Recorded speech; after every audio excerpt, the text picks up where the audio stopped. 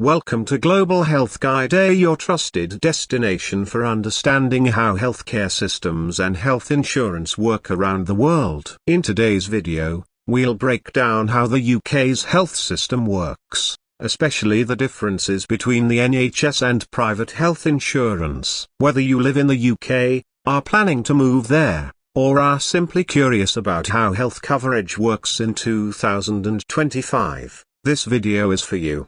Let's start with the foundation of healthcare in the UK, the National Health Service, also known as the NHS. It was founded in 1948 and has become one of the UK's most important public institutions. The NHS is publicly funded, meaning that residents pay for it through taxes and national insurance contributions. One of the biggest advantages of the NHS is that it offers most healthcare services free at the point of use. This includes things like seeing a GP, general practitioner, visiting AE, accident emergency, getting surgery, maternity care, and mental health services.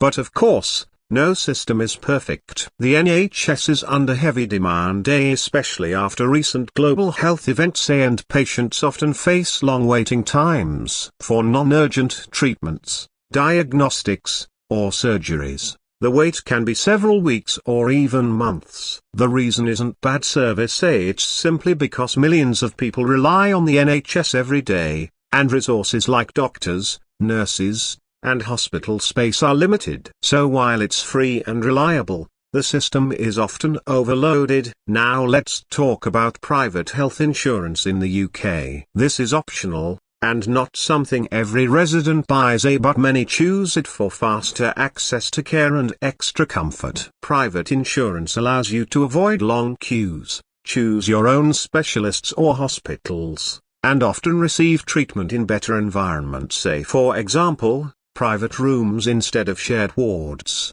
As of 2025, major health insurance providers in the UK include Bupa, AXA PPP Healthcare, Aviva, and Vitality Health. They offer various plans, from basic packages that cover outpatient consultations to premium packages that include hospital stays, diagnostics, dental, optical, and sometimes wellness benefits like mental health coaching or gym discounts.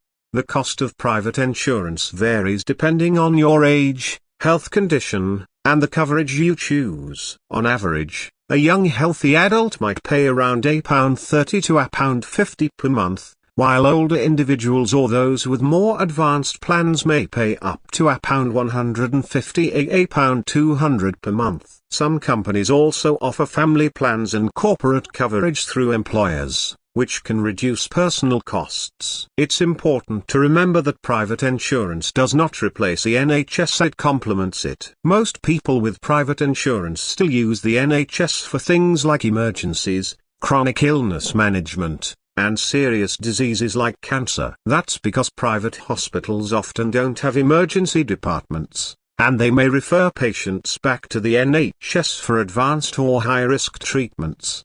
Let's now compare the two systems. The NHS is free, universal, and trusted by millions. It's ideal for people who want essential care without worrying about cost. But it's often slow due to high demand. Private insurance gives you faster service, more choice, and comfort, but you pay a monthly fee. It's best for those who want elective surgery quickly, prefer private settings, or need flexible options. So, who should consider private insurance in the UK? If you're someone with a busy schedule who doesn't want to wait months for a scan or surgery, private insurance can be helpful. It's also useful for people who travel a lot, need specialized treatment, or simply want more control over their care. Self-employed people and high-income earners often go for it as well, because they can't afford to lose work time while waiting for treatment.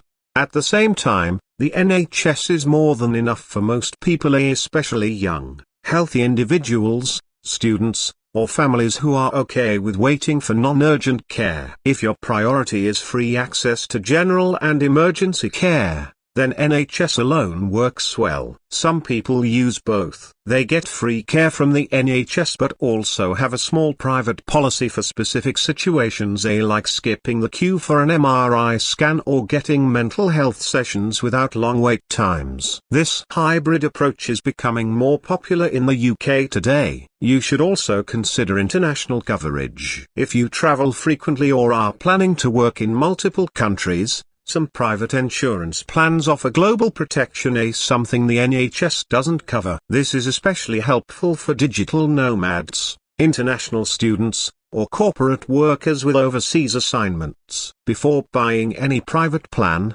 always compare your options. Look at what's included, the exclusions, waiting periods, and customer reviews. Cheaper isn't always better, and some plans only cover basic services while leaving out hospitalization or surgery. A good approach is to start small and upgrade your policy as your needs grow. In conclusion, the UK healthcare system is one of the most balanced in the world. The NHS offers free, reliable care for everyone, while private insurance gives you speed, comfort, and options. The best choice depends on your lifestyle, income, and how much control you want over your care. Whether you stick with the NHS, go private, or use a mix of both, the key is to stay informed and choose what's right for you. Thanks for watching. If you found this video helpful, please give it a thumbs up and subscribe to Global Health Guide for more easy to understand healthcare videos from the UK,